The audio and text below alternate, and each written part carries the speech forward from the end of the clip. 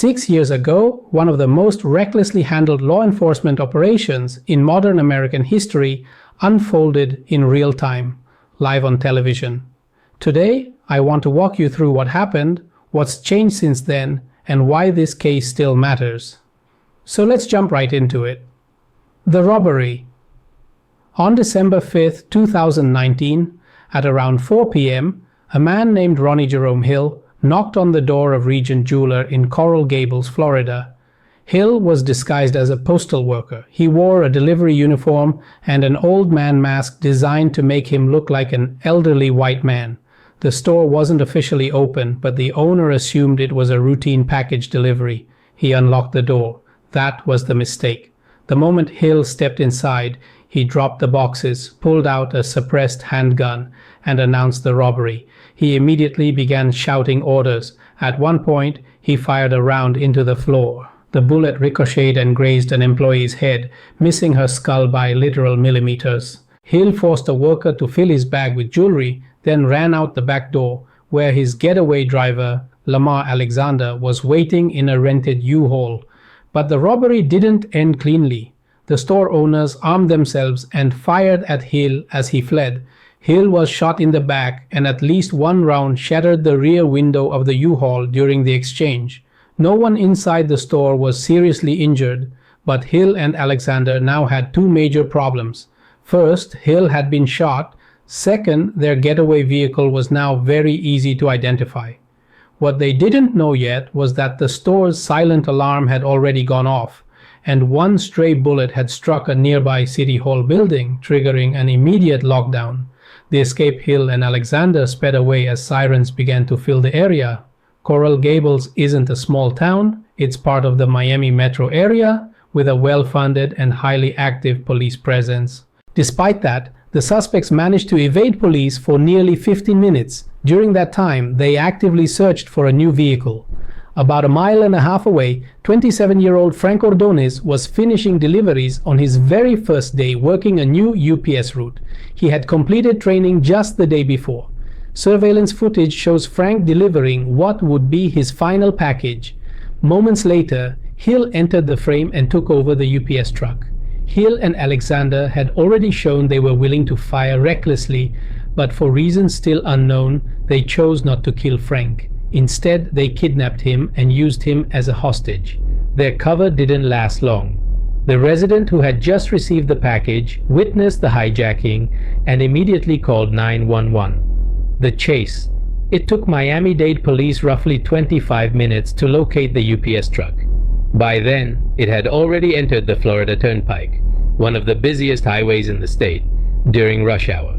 Police attempted a traffic stop. The suspects refused. What followed was one of the most dangerous police chases ever broadcast live. Within minutes, more than 50 police vehicles from multiple agencies joined the pursuit. News helicopters captured everything from above. Officers attempted to disable the truck. The suspects responded by firing at police. The chase stretched nearly 20 miles before the UPS truck ran into a massive traffic jam, packed with innocent commuters just trying to get home. That's when everything spiraled out of control. The Shootout squad cars flooded the intersection. Officers from over 5 different departments surrounded the UPS truck, and then, on live television, the gunfire began. Now like the driver's seat, we have police officers on the ground here. We have police officers with weapons drawn. We have the UPS driver still in that truck. There are shots being fired. We can hear the shots being fired. You can see the...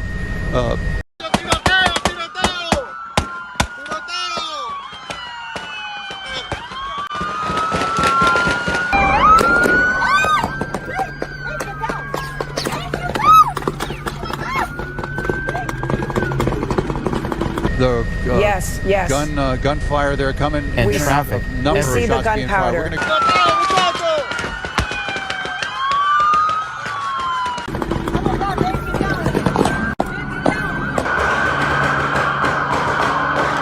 Go around to the other side, Joe. Nice and easy. This is an exchange of gunfire that's taking place. We've got an innocent UPS driver inside that truck and innocent people in their vehicles on the road. This situation, if you're just tuning in live, Bear with us. We're all watching it unfold here together. Over the next 25 seconds, officers fired more than 200 rounds. The UPS truck was riddled with bullets, so were multiple civilian vehicles. When the shooting stopped, Ronnie Hill was dead, Lamar Alexander was dead, Frank Ordonez, the hostage, was dead, and 70-year-old Richard Kuchar, an uninvolved motorist sitting in traffic, was dead. Immediate fallout. Public backlash was immediate. People weren't just upset about the outcome, they were horrified by the tactics. Several officers opened fire on that UPS truck, of course, when the chase came to an end. You saw it right here, and we wanted to know, was it necessary? And Local 10 News reporter Christina Vasquez is live with some of those answers to our questions. The public's reaction to yesterday's shootout was swift on social media. Some users claiming the officers involved acted recklessly. Here's Miami-Dade Police Department Director Juan Perez. No one got up in that morning yesterday and decided that they were going to take 2 innocent lives. Officers had fired wildly across a congested highway using civilian cars as cover, with a hostage still inside the target vehicle. Law enforcement initially claimed they were simply returning fire, but the families and the public weren't buying it. The investigation. The Florida Department of Law Enforcement launched a multi-year investigation. Its conclusions were damning. Every fatal round fired that day came from police. Hill and Alexander did not shoot anyone. Both Frank Ordonez and Richard Kuchar were killed by law enforcement gunfire. Even more troubling, 4 officers were responsible for 90 of the 200 rounds fired, and for all of the deaths. Those officers were Leslie Lee, Jose Mateo, Ralpho Mirabal, Richard Santisteban. They were indicted for manslaughter by a Broward County grand jury. No officers were charged for the deaths of Hill or Alexander. Those killings were ruled justified. The Legal Fight police unions immediately condemned the indictments, arguing that prosecuting officers would discourage decisive action in future emergencies. Officer Jose Mateo was the first to face court. His defense argued that he was entitled to Florida's Stand Your Ground immunity. Evidence showed Mateo fired so many rounds that he had to reload, and then continued firing. Prosecutors argued those shots killed Frank. In September 2025, a judge ruled in Mateo's favor and dismissed the manslaughter charge. The state attorney's office announced it would appeal, arguing that Stand Your Ground should not apply when innocent bystanders pose no threat.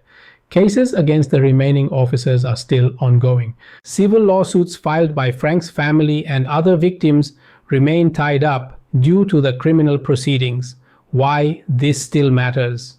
Make no mistake, Hill and Alexander were violent criminals. None of this happens without their actions. But once police knew Frank was a hostage, this should have been treated as a hostage situation, not an open-air gun battle. Instead, officers fired into dense traffic, used civilians as cover, failed to establish command or coordination, created chaos rather than control. This wasn't a disciplined tactical response, it was contagious shooting. And the lack of accountability sends a chilling message. If the state can treat your car and your body as a sandbag during a police operation, then your safety becomes negotiable. Your life becomes an acceptable risk.